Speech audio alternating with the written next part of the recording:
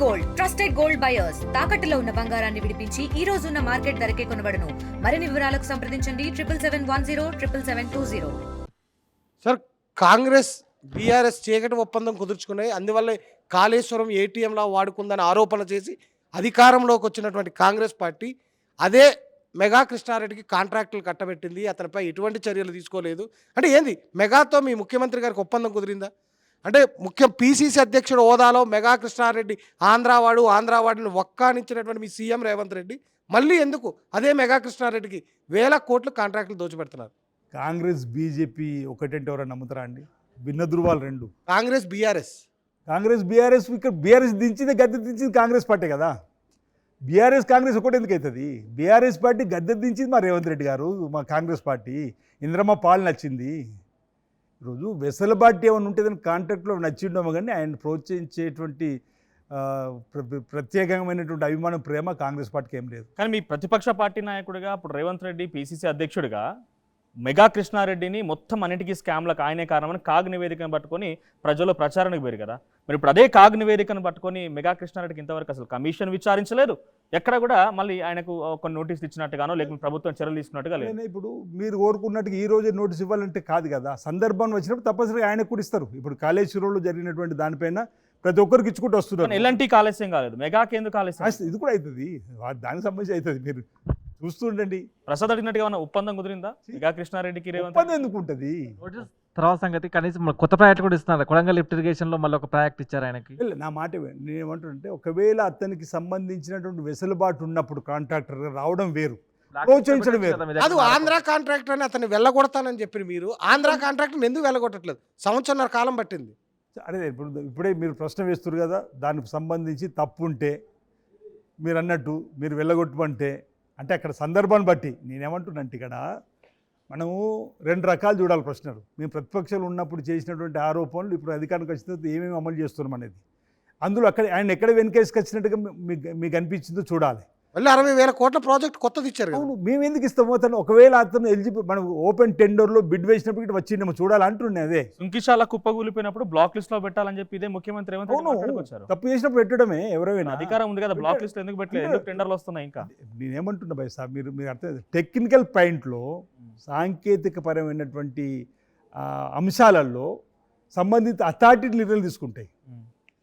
అతను ఒకవేళ తప్పు చేసినట్టు తప్పనిసరిగా అతనిపై చర్య తీసుకుంటారు. అవసరమైతే బ్లాక్ లిస్ట్ పెడతారు, దానికైనా పెనాల్టీ కడతాడు, లేకపోతే మళ్ళీ దానికి రియోగ్ చేసుకుంటూ అవన్నీ రకరకాల అన్నటువంటి ఉంటాయి. అవన్నీ మీరు అధికారులు వేయవలసినటువంటి ప్రశ్నలు కూడా.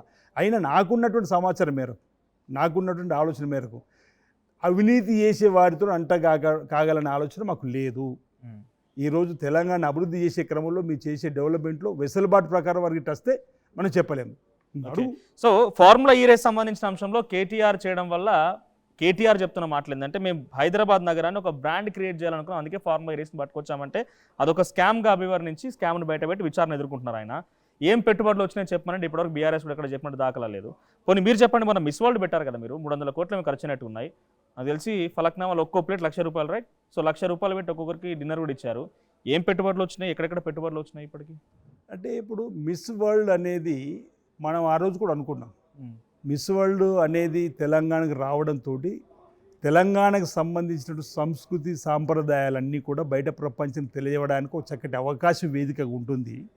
ఆ సందర్భంగా తెలంగాణకు వచ్చేటువంటి పెట్టుబడులు రావడానికి భవిష్యత్తులో అవకాశం ఉంటుందని మాట చెప్పినాం. అందులో పోటీలు రావడంతో అభివృద్ధి అవి రావడానికి అవకాశం ఉందనే మాట ఎక్కడ అనలేము. ఆ వేదికను ఆ విధంగా ఉపయోగించుకుందామని ఈరోజు 300 పైచీలకు ఛానల్స్ కూడా వచ్చినట్టుగా, దానివల్ల తెలంగాణ పేరు ఇతర దేశాలు కూడా వెళ్ళినప్పుడు, రేపు దావోస్ ఇప్పటికి 2 మార్లు పోయినా, 3వ మారు పోయినప్పుడు కూడా ఇంకెక్కువ రావడానికి అవకాశం ఉంటుంది. మనము దాన్ని స్వాగతిస్తూ దాని ద్వారా మన ప్రాంతాన్ని అభివృద్ధి పథకాలు తీసుకుని పోదని చెప్పిన ఆలోచన తీసుకుని వచ్చినాం. సరే, మీరు అన్నటువంటి ప్లేట్ ఎంత ఉందనేది తెలియదు. ఇప్పుడు దాన్ని వక్రీకరించి మాట్లాడుతున్నారు, ఆ విషయం నాకు తెలియదు ఇప్పటి వరకు. మరి అంత భోజనం లేవు, చూద్దాం ఏం డెవలప్మెంట్ తీసుకొస్తారో. కానీ ఇక్కడ సిపిఐ నారాయణ ఏం మాట అన్నారంటే, అందాల బామల పోటీలు పెట్టి ఆ బామలను చూసి మంత్రులు చొల్లుగా అరుస్తున్నారు అన్నాడు ఆయన. తప్పు. అలాంటి మాటలు వెనుకెనకాలని ఎదురుగుతున్నారు. అలాంటి ప్రశ్నలే కరెక్ట్ కాదు. మనం మహిళలను గౌరవించే సంస్కృతి దేశం మనది. ఆయన ప్రశ్నకి ఏం సమాధానం చెప్తారు? ఆ ప్రశ్నే కరెక్ట్ కాదంటున్నా. అంటే ఇక్కడ ఒక ఇంగ్లాండ్కి సంబంధించినటువంటి మీలా మ్యాగీ కూడా ఇక్కడ ఆరోపణ ఆ అంశంలో అధికారులు ఇప్పటికే సమాధానం ఇచ్చిండ్రు. ఆమె తనకు తాను పోతున్నప్పుడు ఏం లేఖ రాసింది కూడా బయట పెట్టిండ్రు. అది ఒక రకంగా చూస్తే దుష్ప్రచారం చేసినట్టుగా భావించాలని చెప్పని. నిజంగానే ఆమెకు అలాంటి ఇబ్బంది జరుగుతున్నప్పుడు మాత్రం మనం దానిపైన చర్య తీసుకోవాలి. ఎవరు చేయించారు? బీఆర్ఎస్ వాళ్ళు చేయించారా దుష్ప్రచారం ఆమెతో? ఇప్పుడు పత్రికలో వచ్చినటువంటి మాటను బీఆర్ఎస్ వాళ్ళు ఎక్కువగా చేసి చూపించారు కదా దాన్ని. రిపోర్ట్ ఎందుకు బయట పెట్టలేదు ఇంతవరకు? అప్పుడు జరిగిన పరిణామాల మీద కమిటీ వేశారు. ఆ కమిటీ రిపోర్ట్ చూడాలి, ఏం జరుగుద్దో చూడాలి. కావాలని దాస్తున్నారు, అది కాంగ్రెస్ వాళ్ళు ఉన్నారు. వస్తుంది దానికి సంబంధించి రిపోర్ట్ ఎందుకు రాదు, వస్తుంది. ఒకటి మీరు చీఫ్ హోదాలో సిరిసిల్లలో పర్యటిస్తున్నారు, విప్పు విప్పు హోదాలో పర్యటిస్తున్నారు. కేటీఆర్ ప్రోటోకాల్ ఇవ్వట్లేదు, కనీసం ఆయన ఫోటో కూడా పెట్టకుండా ఓడిపోయిన వ్యక్తిని పక్కన పెట్టుకొని తిరుగుతున్న ఆరోపణలు మీద చాలా వస్తున్నాయి చాలా రోజుల నుంచి. ఇప్పుడు ప్రోటోకాల్ ఉల్లంఘన అంటూ జరగదు, గుర్తుంచుకోండి. స్థానిక ఎమ్మెల్యే ఫోటో పెట్టాలి కదా, ఉంటుంది, తప్పనిసరి ఉంటుంది.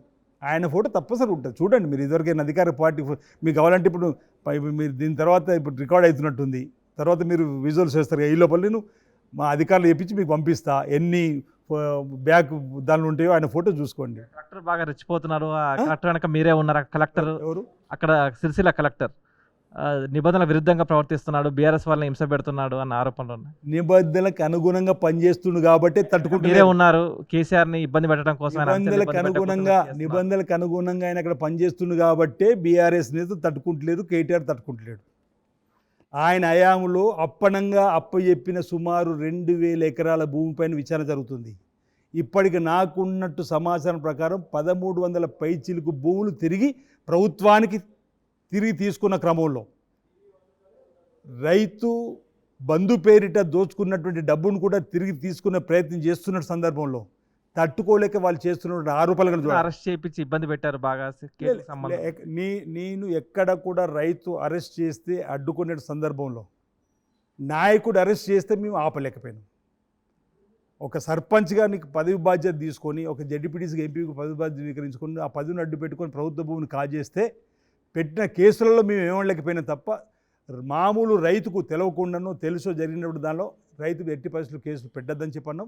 ఏ రైతుకి కూడా కేసు కాలే. ఇండియా పాకిస్తాన్ తాజా అప్డేట్స్ కోసం డౌన్లోడ్ చేసుకోండి RTV లైవ్ యాప్.